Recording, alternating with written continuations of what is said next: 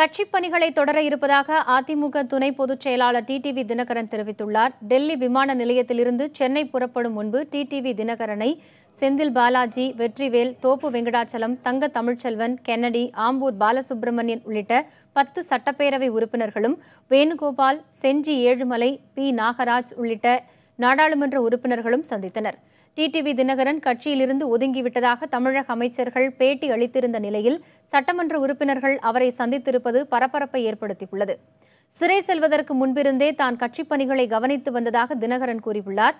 தான் கட்சியிலிருந்து நீக்கப்பட்டதாக யாரும் அறிவிக்கவில்லை என்றும், பொறுப்புகளிலிருந்து நீக்குவதற்கு பொதுச் செயலாளருக்கு மட்டுமே அதிகாரம் உள்ளதாகவும் தினகரன் தெரிவித்துள்ளார்.